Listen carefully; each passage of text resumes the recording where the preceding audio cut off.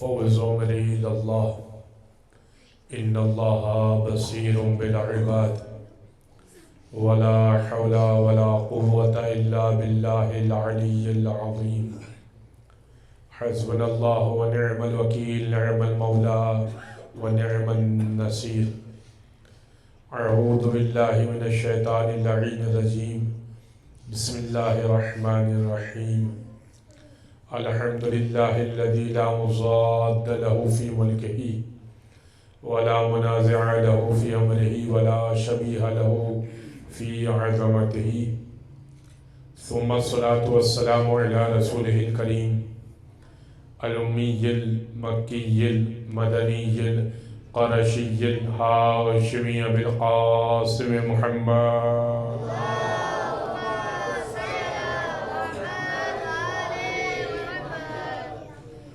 اللهم صل وسلم وزد وبارك على صاحب الدعوة النبوية وصولة الحيدرية والعصمة الفاطمية والحلم الحسنية والشجاعة الحسينية والعبادة السجادية والمآثر الباقرية والآثار الجعفرية والعلوم الكاظمية والحجج الرضوية والنقاوة النقوية والهيبة العسكرية والغيبة الإلهية القائم بالحق والداعي إلى الصدق المطلق أما بعد فقد قال الله سبحانه وتعالى في محكم كتاب مبين بسم الله الرحمن الرحيم إنا أنزلناه في ليلة القدر وما أدراك ما ليلة القدر ليلة القدر خير من ألف شهر تنزل الملائكة والروح فيها بإذن ربهم من كل أمر السلام عليه حتى مطلع الفجر صلوات على محمد وعلى محمد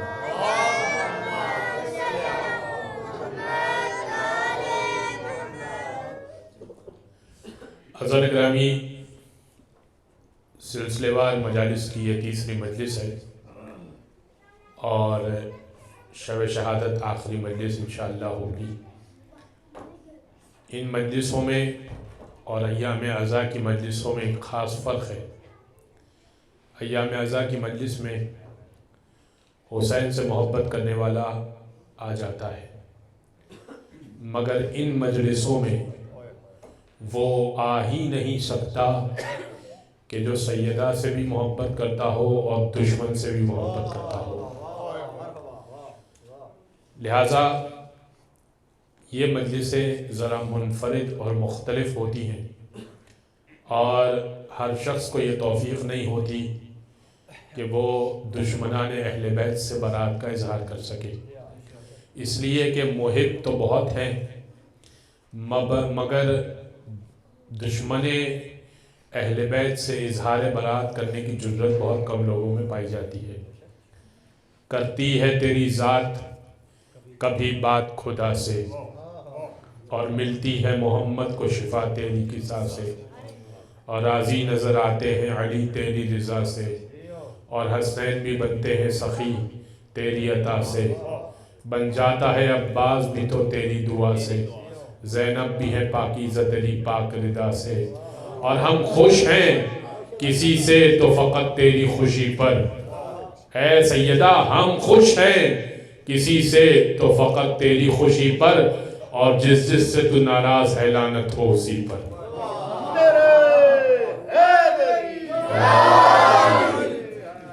بازار گرامی انشاءاللہ ایک مکمل مجلس ان افراد پر کہ جنہوں نے سیدہ کا دل دکھایا، کچھ تاریخی حقائق آپ کی خدمت پیش کروں گا. آج جو میں نے سورہ آپ کی خدمت پیش کیا اور عنوان جو میں نے منتخب کیا آج کی حد تک وہ سورہ قدر ہے. اور آپ یہ سوچیں گے کہ سورہ قدر سیدہ کی مجلس سے کیا ربط رکھتا ہے. تو عزیزان گرامی قرآن یہ کہہ رہا ہے کہ انا انزلناہ فی لیلۃ القدر، ہم نے اس کو انزلنا ہو. قرآن کا ترجمہ تو مسلمانوں نے خود کیا نا، لیکن یہاں پر ہے ہو، انزلنا ہو. انا انزلنا ہو، ہم نے اس کو فی لیلۃ القدر، شب قدر میں نازل کیا. دیکھ، قرآن کا ایک ظاہر ہے، قرآن کا ایک باطن ہے. ظاہر جو آپ آیت پڑھیں تو آپ کو سمجھ میں آ جائے. ظاہر یہ ہے کہ ہم نے قرآن کو شب قدر میں نازل کیا، اس سے مراد قرآن ہے. انزلنا ہو سے مراد قرآن ہے.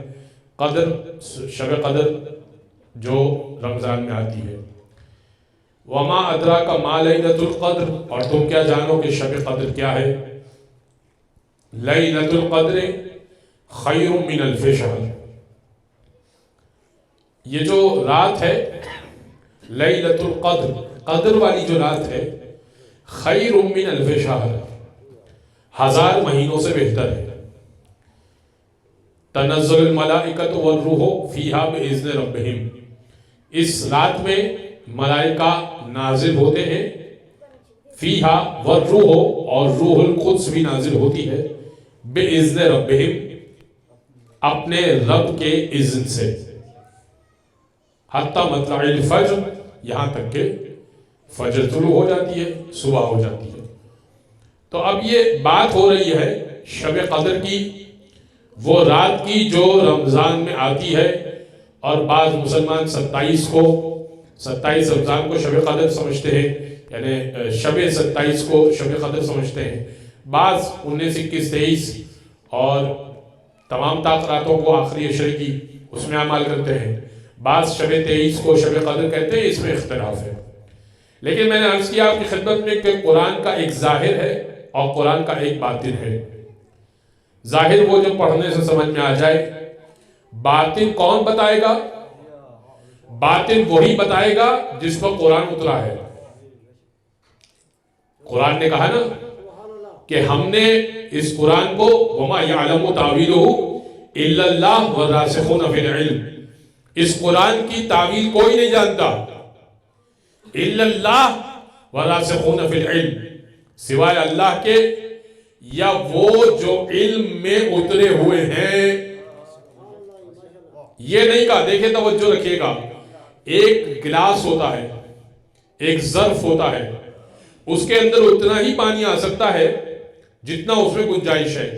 500 ml ہے، 1000 ml ہے، 2000 ml ہے. تو جتنا ظرف کے اندر گنجائش، پانی اتنا آ سکے گا. اللہ یہ نہیں کہہ رہا قرآن کا علم اللہ کو ہے یا اس کو ہے کہ جس کے پاس علم ہے. اللہ یہ کہہ رہا ہے وہ کہ جو علم میں اترے ہوئے ہیں. یعنی کیا مطلب؟ اب یہی گلاس اگر میں پانی کے اندر پھینک دوں تو اب گلاس اور پانی کا تعلق اس وقت تک ہے کہ جہاں جہاں تک پانی چلتا رہے گا وہاں تک اس گلاس کا ٹکراؤ رہے گا. اللہ کہہ رہا ہے وَمَا يَعْلَمُ تَعْوِيلُهُ إِلَّا اللَّهُ وَالرَّاسِخُونَ فِي الْعِلْمِ، قرآن کی تعویل یا اللہ جانتا ہے یا وہ جانتا ہے جو علم میں اترے ہوئے ہیں.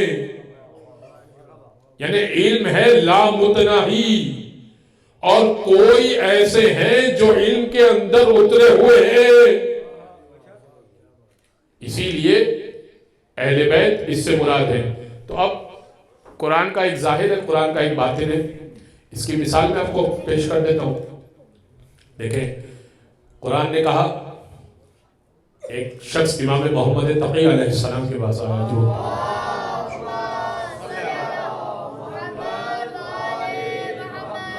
بہتر آواز سے ضرور پڑھے.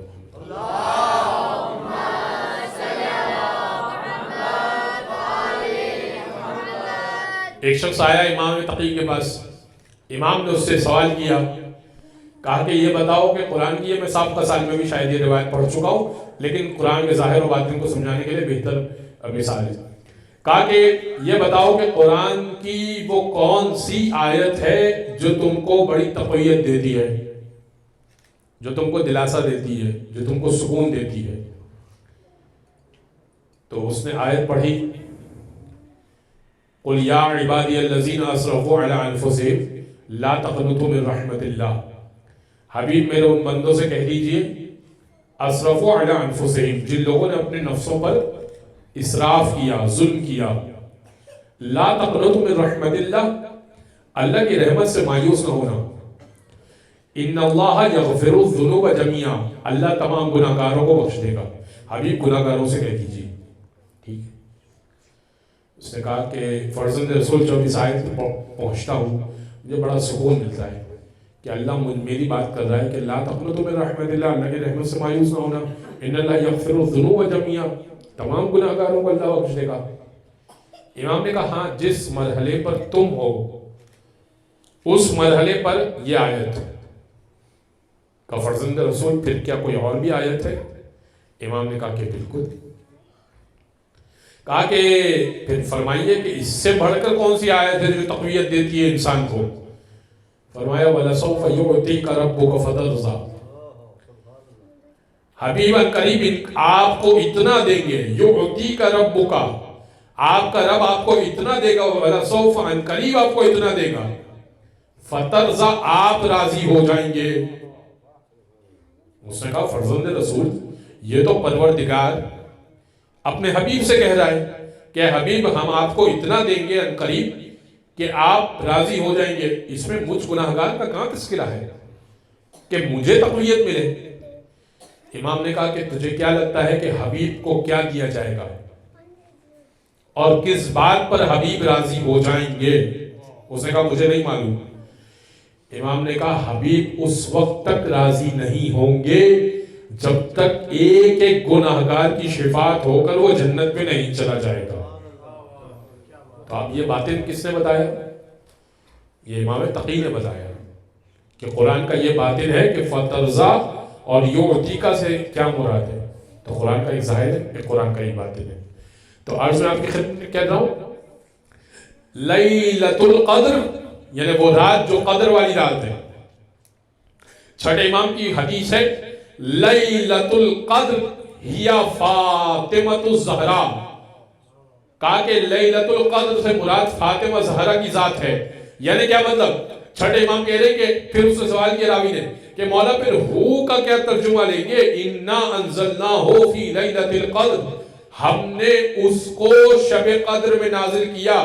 اگر لیلۃ القدر کی جگہ فاطمہ رکھ دیا جائے تو کس کو فاطمہ میں نازل کیا؟ فرمایا ہو سے مراد امامت لو، ہم نے امامت کو فاطمہ میں رکھا.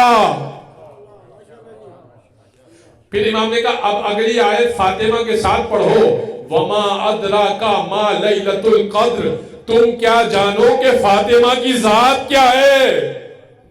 لیلۃ القدر خیر من الف شہر، اور پھر سیدہ 1000 مہینوں سے بہتر. اب اس کو کیا ترجمہ کریں گے 1000 مہینوں سے بہتر؟ کہا کہ امام نے کہا کہ فلاں نے جو حکومت کی تھی نا، جو دشمن زہرا اس نے جو حکومت کی تھی نا وہ تقریباً 1000 مہینے ہیں. کہا سیدہ کی ایک دن کی زندگی بلکہ ایک لمحے کا سانس لینا اس کی 1000 مہینے کی حکومت سے بہتر. تنزل الملائکۃ والروح فیہا بإذن ربہم، اور اس رات میں یعنی اس پر ملائکہ نازل ہوتے ہیں. اس کا مطلب کہ فاطمہ پر ملائکہ نازل ہوتے ہیں. اب کوئی کہہ سکتا ہے کہ اب یہ تو بڑی عجیب بات ہے کہ سیدہ پر ملائکہ نازل ہوتے ہیں. تو اب میں تھوڑا قرآن سے سہارا لے لوں اور آپ کی خدمت میں کچھ اور رائز پیش کر دوں. دیکھیے جو سورہ مریم کا ساتھ ساتھ ہمارا تذکرہ چل رہا ہے اس کو سنیے گا. جناب مریم عبادت خانے میں گئی، ابھی جناب عیسیٰ کی ولادت نہیں ہوئی ہے. فاتخذت من دونہم حجابا، حجاب فرما لیا اور عبادت میں چلی گئی. جناب زکریا نے ان کو پالنا شروع کیا تھا. جناب زکریا ایک دن جناب فاطمہ کے حجرے میں بیت المقدس میں آئے اور آنے کے بعد جناب مریم کے حجرے میں آئے اور آنے کے بعد سوال کیا یا مریم ان لک ھذا، بن موسم کے پھل دیکھے، بن موسم کے پھل دیکھے. کہا کہ مریم یہ کہاں سے آئے تمہارے پاس؟ فرمایا کہ یہ اللہ کا فضل ہے، جس کو چاہے دے دے. قرآن کہتا ہے کہ زکریا کے دل میں ایک تڑپ پیدا ہوئی، کاش میرے یہاں بھی ایسا بیٹا پیدا ہو جس پر بن موسم کے پھل اترا کرے. اب میں انشاءاللہ اس کے اوپر اگر موقع بنا تو گفتگو کروں گا کہ پھر کیا ہوا، جناب زکریا نے کس طرح دعا کی اور کیا معاملات ہوئے، اور جناب یحییٰ کی ولادت کس طرح سے ہوئی. لیکن ہمارا عنوان ابھی یہاں سے کچھ اور موڑ لے گا. اچھا، تو جناب مریم پر بن موسم کے پھلات آتے تھے، یہ آپ نے سمجھ لیا. اور اب چلیے بہار الانوار کی اس روایت کی جانب. ایک مرتبہ بن موسم کے پھل سیدہ کے پاس موجود علی نے پائے، اور علی نے وہی سوال کیا کہ اے فاطمہ، یہ بن موسم کے پھل کہاں سے آئے؟ حضور بھی تشریف فرماتے اس وقت محمد مصطفیٰ بھی. فرمایا اے علی، یہ سوال نہ کرو، میری بیٹی مریم سے بہتر ہے. میری بیٹی مریم سے بہتر ہے. جب مریم پر بن موسم کے پھل آ سکتے ہیں تو فاطمہ پر کیوں نہیں آ سکتے؟ اچھا، جناب مریم کے پاس یہ حجرے میں پھل آیا کرتے تھے، وہ کھایا کرتی تھی، اسے تپے نازل کرتی تھی. اور اس حجرے میں قرآن کہتا ہے، قرآن سورہ 19واں سورہ مریم قرآن کا 19واں سورہ، قرآن کہتا ہے فَأَرْسَلْنَا إِلَيْهَا رُوحَنَا، ہم نے اپنی روح الگ ہے، تنزل الملائکۃ والروح، ملائکہ اور روح. حدیث میں آیا کہ روح ایک الگ فرشتہ ہے جو ملائکہ سے بہتر فرشتہ ہے، یعنی تمام ملائکہ سے بہتر ایک فرشتہ ہے جو روح ہے. یہ حدیث میں آیا. تو روح ایک الگ فرشتہ ہے. اب یہیں پر یہ وہ لفظ استعمال ہو رہا ہے جو جناب مریم کے لیے استعمال ہو رہا ہے، فَأَرْسَلْنَا إِلَيْهَا رُوحَنَا، ہم نے اپنی روح کو جناب مریم کی طرف بھیجا. فَتَمَثَّلَ لَهَا بَشَرًا سَوِيًّا، بشر کی صورت میں بھیجا، بشر کی مثل میں بھیجا. تو جناب مریم چونک گئی. بھائی بند حجرے میں ایک شخص آ کر کھڑا ہو جائے، ہے وہ روح لیکن بشرًا سویہ، بشر بنا کے بھیجا. جناب مریم نے کہا انی اعوذ بک من الرحمن منک ان کنت تقیہ، میں تجھ سے اللہ کی پناہ چاہتی ہوں. ان کنت تقیہ، اگر تو متقی ہے تو میں اللہ کی پناہ چاہتی ہوں. تو کون ہے، کہاں سے آ گیا؟ تو اب میں یہاں پر ایک روک کر نقطہ دینا چاہ رہا ہوں آپ سے، آپ انشاءاللہ پہنچیے گا اس تک. ہے وہ روح، ہے وہ نورانی شخصیت، لیکن آیا بشر کی صورت میں ہے. تو مریم جیسی با کردار اور با عظمت خاتون نہ پہچان سکی کہ یہ نور ہے، پیکر بشری میں آیا ہے. تو اب عرب کا بدو کہاں سے پہچان لے گا محمد مصطفیٰ کے نور کو؟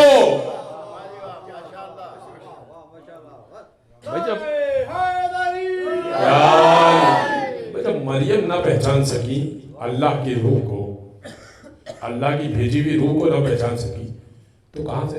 اچھا، اس سے ایک اور بات بھی ثابت ہوئی. کیا ثابت ہوئی؟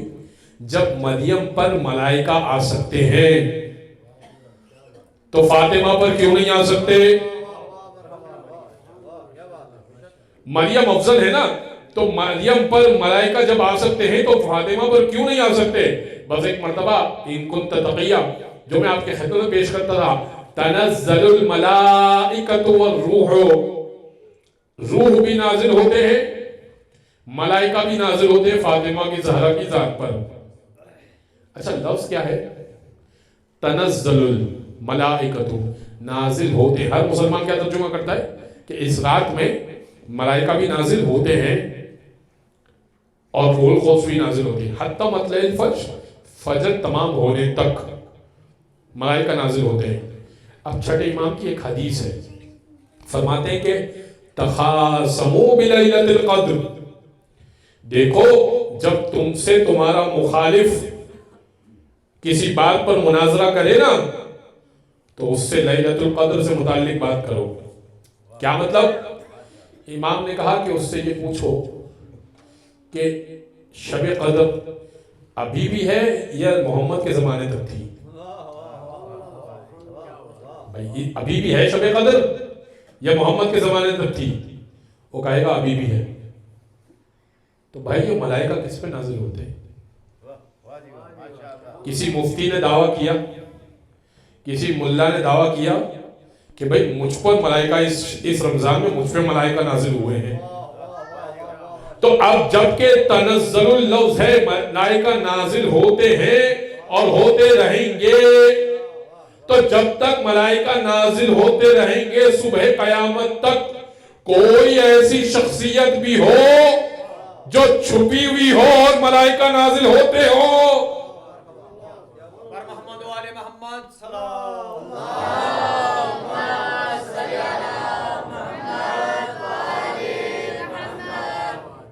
بھئی کوئی تو ہونا جو کہے کہ ہاں ہم پر ملائکہ نازل ہوتے ہیں، ہم پر روح القدس نازل ہوتی ہے حتی مطلع الفجر، فجر کے تمام ہونے تک۔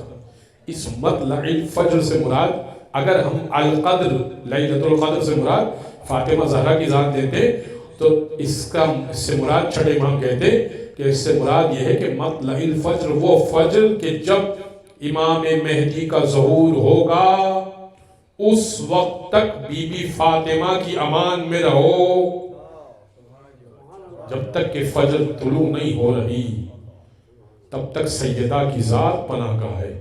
اسی لیے اہل بیت نے کہا نحنو حجج اللہ علی الخلق وفاطمۃ حجت علینا، ہم خلقت خدا پر اللہ کی حجت ہے۔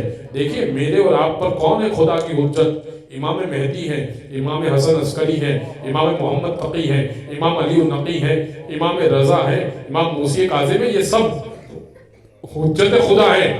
نحنو حجج اللہ علی الخلق، خلقت خدا پر ہم اللہ کی حجت ہے، وفاطمۃ حجت علینا، اور ہم پر فاطمہ زہرا کی ذات حجت ہے۔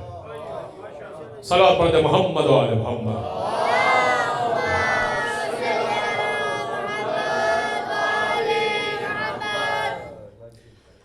تعزیٰ گرامی، یہ وہ مرحلہ ہے کہ جو میں عرض آپ کی خدمت میں کر رہا تھا کہ مریم سے بہتر کیوں ہے؟ دیکھیں اللہ نے کچھ عورتوں کو چن لیا ہے، ویسے تو بہت ساری قرآن میں عورتیں ہیں لیکن میں کچھ عورتوں کا تذکرہ کروں گا۔ اللہ نے کچھ مستورات، کچھ خواتین کو اللہ نے چنا۔ سب سے پہلے جناب حوا کو چنا۔ کیوں چنا؟ نسل کو آگے بڑھانے کے لیے، یعنی اب جب ہم یہ کہتے ہیں اشہد انک کنت نورا فی الاسلاب الشامخۃ والارحام المطہرہ کہ اے حسین ابن علی آپ وہ ہیں جو اسلاب شامخہ رحم مطہرہ میں رہے، پاک صلبوں میں رہے، پاک رحموں میں رہے، پاک بطون میں رہے، ایسی ماؤں کے پیٹ میں رہے جو پاک تھیں۔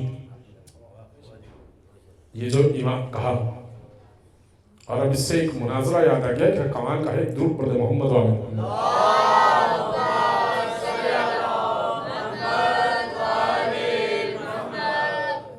اب میں نام تو ظاہر ہے کہ نہیں لوں گا لیکن صفت بیان کروں گا تو انشاءاللہ آپ پہنچ جائیں گے، آپ ماشاءاللہ ذہین افراد ہیں۔ تو اب ایک مرتبہ حاکم شام کے دربار میں ایک مناظرہ تو کیا کہیے، امام حسن کی توہین کرنے کے لیے ایک پری پلانڈ ایک سازش رچی گئی، اور کہا کہ امام حسن کو بلائیں گے، تم کھڑے ہو جانا، تم کھڑے ہو جانا، تم کھڑے ہو جانا، اور اپنے اپنے گھر والوں کے اور قبیلے کے فضائل پڑھنا شروع کر دینا، اور جب آخری بندہ بول کر خاموش ہو جائے تو ہم مجلس کو برخاست کر دیں گے۔ ٹھیک ہے؟ کہا کہ ٹھیک ہے۔ امام حسن کو بلایا گیا، یہی کیا۔ ایک بندہ اچانک کھڑا ہو گیا، فلاں کا بیٹا، فلاں میرا باپ ہے، فلاں دادا ہے، فلاں قبیلے سے ہوں، فلاں قبیلے کی یہ خصوصیت ہے، یہ ہے، وہ ہے۔ دوسرے نے بولا، تیسرے نے بولا، چوتھے نے بولا، جیسے ہی آخری بندہ، اور اب یہ قریب تھا کہ حاکم شام کا ایک کے بس اب مجلس برخاست ہوئی، حسن آپ چلے جائیے، لیکن روب امامت ایسا تھا کہ منہ میں الفاظ نہ آ سکے، اور امام حسن کہنے لگے الحمدللہ الذی، حمد ہے اس پروردگار کی، لو کنت علی ھذا المقام ہولا فہولا فاذکروا ما آتانی اللہ من فضل، لمح سے حمد ہے اس پروردگار کی کہ اگر میں بیان کرتا چلا جاؤں ایک صدی کے بعد دوسری صدی اور دوسری صدی کے بعد تیسری صدی، فَاذْكُرُوا مَا آتَانِيَ اللَّهُ مِنْ فَضْلِهِ، یہ ذکر کروں کہ اللہ نے مجھے اپنے فضل سے کیا نوازا ہے. لم احصے، تو احاطہ نہیں کر سکوں گا. پھر فرمایا نحنو زین الجنان وحجج الرحمن، ہم ہیں جو جنتوں کی زینت ہیں. نحنو زین الجنان وحجج الرحمن، اور رحمان کی حجتیں ہم ہیں. ایفتخر بہؤلاء بالآباء والاجداد والامہات، تو وہ ہے جو اپنے ماں باپ کا نام لے کر فخر و مباحات کرتا ہے. تو پھر امام حسن کہنے لگے اچھا چل، اگر تو اپنے آباء و اجداد کا نام لے کر فخر و مباحات کرتا ہے تو میں اپنے باپ سے لے کر آدم تک سب کا شجرہ بیان کرتا ہوں اور سب کی خصوصیت بیان کرتا ہوں، اور سب کی خصوصیات کے بعد ان کے لقب اور ان کے طریقے بیان کرتا ہوں، اور اس کے بعد اپنی ماں سے شروع کرتا ہوں اور جناب حوا تک چلا جاتا ہوں اور جناب حوا تک کا تذکرہ کر دیتا ہوں اور ان کی خصوصیات اور ان کے فضائل پڑھ دیتا ہوں. تو منبر سے اتر اور کان میں اپنی ماں کا کردار بتا دے.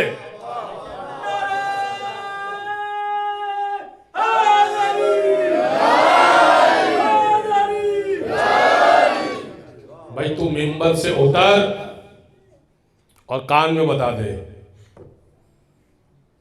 ایک شخص پھر امام نے کہا اگر میں چاہوں لجعلت شام عراقا وعراق شاما وامرأة ورجلا امرأة وامرأة رجلا، اگر میں چاہوں تو شام کو عراق بنا دوں، عراق کو شام بنا دوں، مرد کو عورت بنا دوں، عورت کو مرد بنا دوں. فقام الرجل من الحزار، مجمع میں سے ایک شخص کھڑا ہو گیا. اے فرزند رسول، یہ اپنے ابی تراب، اے ابو تراب کے بیٹے، یہ کون کر سکتا ہے کہ شام کو عراق بنا دے، عراق کو شام بنا دے، عورت کو مرد بنا دے، مرد کو عورت بنا دے.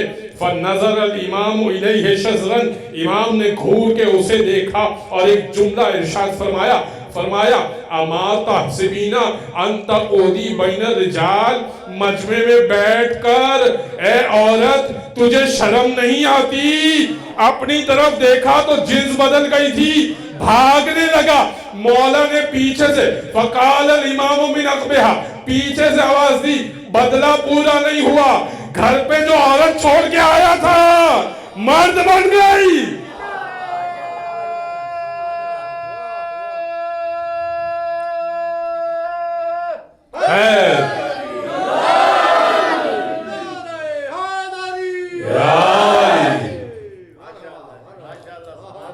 اچھا اب تو معاملہ ہی عجیب ہو گیا.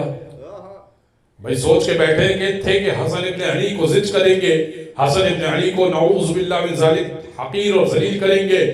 اب تو دربار کا بندہ، اس کی جنس بدل گئی. تو اس نے کہا کہ یا ابن ابی تراب، یزید کے باپ نے کہا یا ابن ابی تراب لقد فضحتنی واہنتنی، آپ نے میرا مذاق اڑا دیا، آپ نے میری توہین کر دی.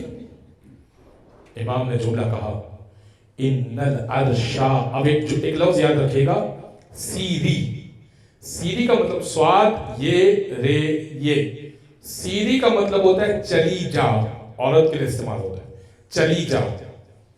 اب سنیے گا، جب اسے کہا نا لقد فضلتنی واہنتنی، آپ نے میری توہین کر دی، آپ نے میرا مذاق اڑایا، امام نے جملہ کہا ان العرش سریری، عرش ہمارا تاج ہے، والاحمد ضمیری، محمد مصطفیٰ میرا ضمیر ہے، والحسین وزیری، اور حسین میرا وزیر ہے.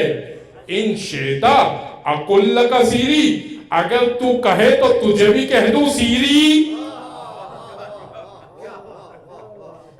اگر تو کہے تو تجھے بھی کہہ دوں سیری. بازار گرامی، یہ فاطمہ کا لال ہے جس کا یہ عالم ہے. فاطمہ کا مقام و منزلت کیا ہوگی؟ ایسے ہی علی نے نہیں کہا تھا، مسائل کے تو جملے ہیں لیکن میں اسے فضائل میں پڑھنا چاہتا ہوں. ایسے ہی علی نے نہیں کہا تھا کہ بددعا کے لیے ہاتھ گرا دیجئے، نہ موسیٰ کی محنت کام آئے گی، نہ عیسیٰ کی محنت کام آئے گی، نہ محمد مصطفیٰ کی، کوئی کلمہ کو باقی نہ رہے گا. اے فاطمہ بددعا کے لیے ہاتھ گرا دیجیے، یہ جو اٹھائے ہیں آپ، یعنی کیا مطلب، اگر چاہتی تو ایک جملے میں نیز تو نابود کر دیتی ہیں اپنے قاتل کو۔ بازار گرامی، میں کچھ اس کے اوپر بات کرنا چاہتا تھا جناب حوا سے، لیکن اب وقت بہت زیادہ ہو گیا، تو کل میں انشاءاللہ کچھ عرض کروں گا۔ جناب حوا کو اللہ نے چنا نسل کے لیے، میں بس مختصر کچھ ذکر کر دیتا ہوں۔ جناب حوا کو اللہ نے چنا نسل کی افزائش اور نسل کو آگے بڑھانے کے لیے، بڑی بات ہے۔ اچھا، جناب آسیہ کو چنا اللہ نے، زن فرعون، زوجہ فرعون، قرآن نے ذکر کیا ضرب اللہ مثل الذین کفروا امرأۃ نوح و امرأۃ لوط کانتا تحت عبدین من عبادنا الصالحین فخانتہما۔ اللہ مثال بیان کرتا ہے کافروں کے لیے، امرأۃ نوح و امرأۃ لوط، نوح کی بیوی کی مثال اور لوط کی بیوی کی مثال، کانتا تحت عبدین من عبادنا الصالحین فخانتہما، یہ دونوں ہمارے نیک بندوں کی بیویاں تھیں، فخانتہما، لیکن ان دونوں نے خیانت کی۔ تو اللہ نے کرائٹیریا سیٹ کر دیا نا، نبی کی بیوی بھی ہو، اگر خیانت کرے اور اچھے کردار کی نہ ہو تو اللہ لعنت ہی کیا کرتا ہے، ٹھیک ہے۔ اور اب اگلی آیت سنیے گا، وَضَرَبَ اللَّهُ مَثَلَ الَّذِينَ آمَنُوا امرأۃ فرعون، اور اللہ مثال بیان کرتا ہے ایمان والوں کے لیے، امرأۃ فرعون کی بیوی کی، اِذْ قَالَتْ رَبِّ ابْنِ لِي عِندَكَ بَيْتًا فِي الْجَنَّةِ، جب فرعون کی بیوی نے کہا پالنے والے دکھا دے وہ گھر جو تم نے اپنے پاس میرے لیے بنایا ہے، تو اللہ نے جناب آسیہ کو چنا، جناب حوا کو چنا، اور اللہ صلی اللہ علیہ وسلم،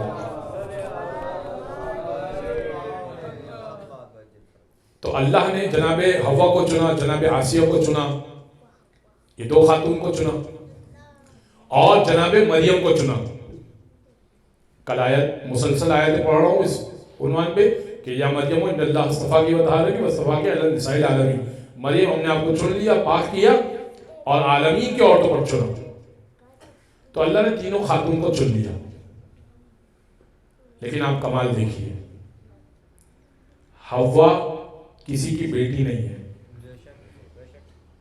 حوا کو چنا تو صحیح، لیکن حوا کسی کی بیٹی نہیں ہے۔ آسیہ کو چنا، آسیہ کسی کی ماں نہیں ہے۔ مریم کو چنا، مریم کسی کی زوجہ نہیں ہے۔ اب ایسے کامل نمونے کی ضرورت تھی جو کسی کمال والے کی بیٹی ہو، کمال والے کی زوجہ ہو، کمال والوں کی ماں ہو۔ وہ فاطمہ زہرا کی ذات ہو سکتی تھی جو محمد کی بیٹی ہے، علی کی زوجہ ہے، حسین کی ماں ہے۔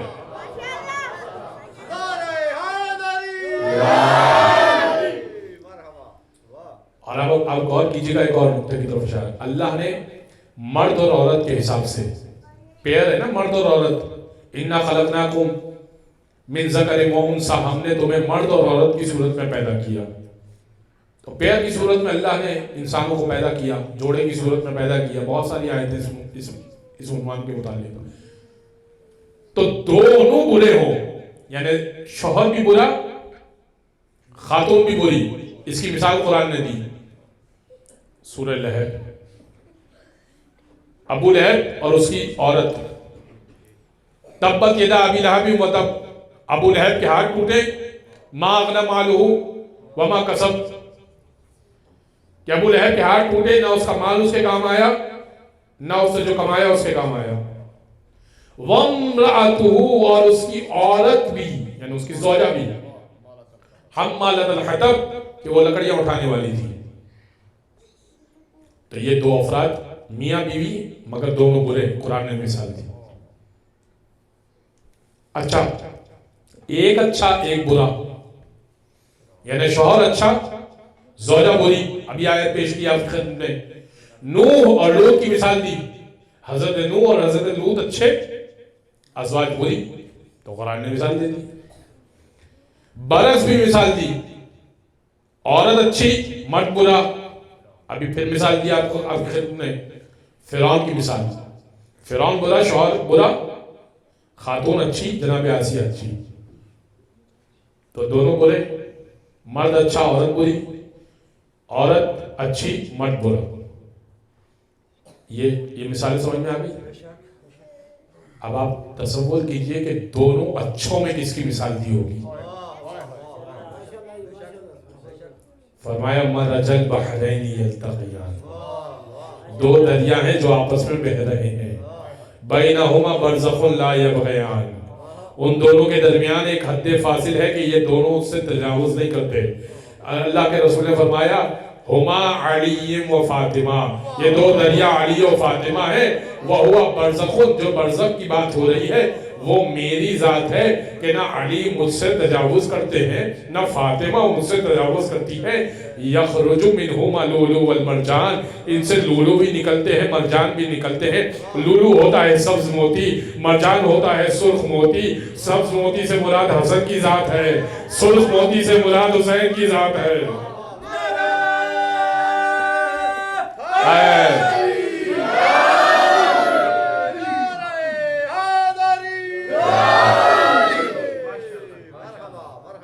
سبز موتی حسن کی ذات، سرخ موتی حسین کی ذات. فَبِأَيِّ آلَاءِ رَبِّكُمَا تُكَذِّبَانِ، اور تم دونوں اپنے رب کی کون کون سی نعمتوں کو جھٹلاؤ گے. عزیزان گرامی، سے زیادہ زحمت سماعت آپ کو نہیں دینی اس مرحلے پہ.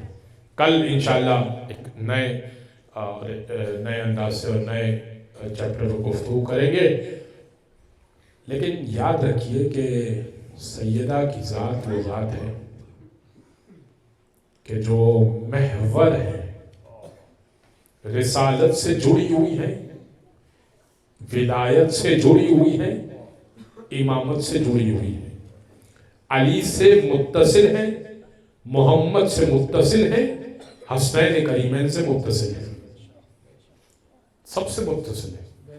سیدہ مرکز طہارت ہے، سیدہ محور ہے، ان کے گرد اہل بیت اطہار کا جرمٹ ہے.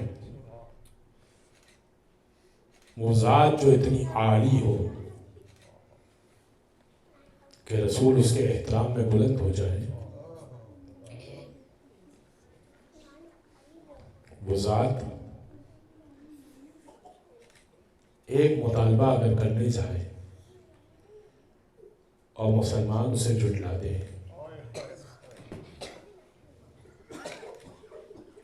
فاطمہ نہیں جھٹلائی گئی، اللہ کے رسول کو جھٹلایا گیا.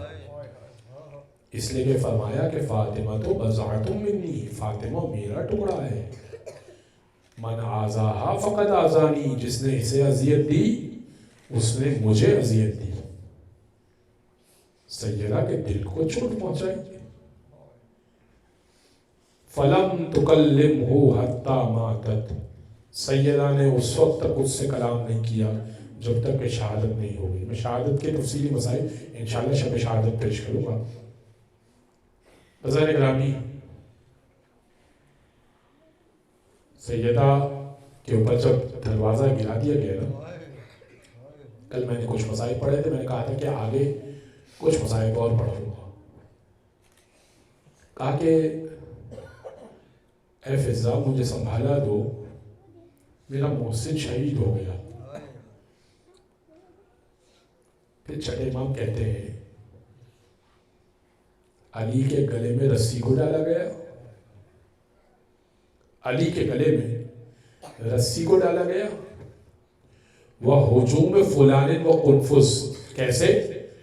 سیدہ زمین پر گری ہوئی تھی، دروازہ بیوی کے اوپر موجود تھا، اور مسجد کا ہجوم بیوی کو کچلتے ہوئے گھر میں داخل ہو گیا. علی کے گلے میں رسی ڈالی گئی، علی کو کھینچ کے لے جایا گیا. اور اب چھٹے امام کہتے ہیں بی بی نے اپنے بالوں کو پریشان کیا، کہا یا بابتا او رسول اللہ، اے اللہ کے رسول، اے بابا جان میری مشکل کو حل کیجئے گا. فرمایا ابنتو کی فاطمہ تکذب، آپ کی بیٹی کو جھٹلایا گیا، وَتُضْرَبْ اور آپ کی بیٹی کو مارا گیا وَيُقْتَلِ الْجَنِينَ اور اس کے بچے کو ساکت کر دیا گیا۔ اور اب بی بی نے بددعا کے لیے جملہ کہنا تھا کہ علی نے سلمان کو بھیجا، دروازہ مسجد نبوی کی دیواریں بلند ہو گئی، جیسے علی نے دیکھا نا سلمان سے کہا جاؤ سلمان جا کے جناب زہرا سے کہو آپ کو علی کے حق کا واسطہ ان کے لیے بددعا نہ کیجئے گا، اگر بددعا کر دی گئی کوئی کلمہ گو باقی نہ بچے گا۔ بس گرامی سیدہ نے ہاتھوں کو گرا دیا، کچھ دن گزرے تھے، بی بی اب رونا چاہتی تھی نا، ارے 6 ماہ کا بچہ، پیٹ کا بچہ ساخت ہو چکا تھا، بی بی رونا چاہتی تھی۔ علی کے پاس کچھ لوگ آئے، اپنی زوجہ سے کہیے گا دن میں رویا کریں، ہم رات میں آرام کرنا چاہتے ہیں۔ ارے رونے پر پابندی تھی، بی بی دن میں رویا کرتی تھی کہ رات میں مسلمانوں کو خلل نہ واقع ہو۔ کچھ لوگ آ گئے کہنے لگے ارے اپنی زوجہ سے کہیے گا رات میں رو لیا کریں، دن میں ہمیں کام کا وقت ہوتا ہے، ہمیں بڑی پریشانی ہوتی ہے۔ مولا نے کہا اے سیدہ مسلمان آپ کو رونے نہیں دیں گے، بس ایک گھر بنایا گیا، بیت الاحزان نام رکھا گیا، رونے کی جگہ، چھوٹے چھوٹے 2 بچوں کو لے کر، حسن و حسین کو لے کر بی بی اس گھر میں جایا کرتی تھی۔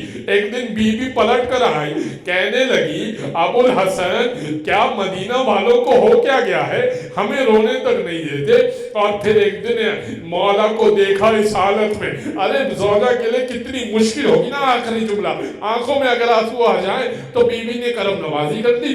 بس سنیے گا اس جملے کو تصور کر کے آنکھوں کو بند کر لیجئے۔ ایک مرتبہ بی بی نے سوال کیا ابو الحسن میں دیکھ رہی ہوں کہ لوگ آپ کو سلام کا جواب نہیں دے رہے، لوگ آپ کو سلام کا جواب نہیں دے رہے۔ کہا فرمایا ارے نہ لوگ میرے سلام کا جواب دیتے ہیں نہ مجھے سلام کرتے ہیں، اے سیدہ آپ کے ساتھ دینے کا یہ اجر دیا مسلمانوں نے۔ اللہ ولعنت اللہ علی القوم الظالمین وسيعلم الذين ظلموا أيام ينقلبون بار الاول سازیم توسل کو اپنی بارگاہ میں قبول منظور فرما، دنیا اور آخرت کا ہر خیر عطا فرما، دنیا اور آخرت کے شر سے محفوظ فرما۔ اس سال ہر سال بار بار زیارت ائمہ اطہار، خصوصاً زیارت ائمہ بقیع اور بی بی سیدہ کی زیارت حج و عمرے کی صورت میں نصیب فرما۔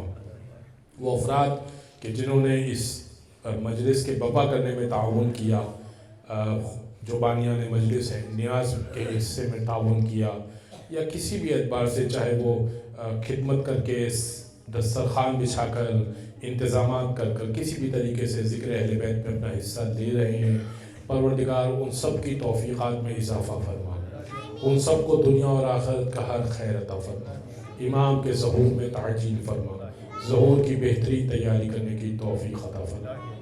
ماتم حسین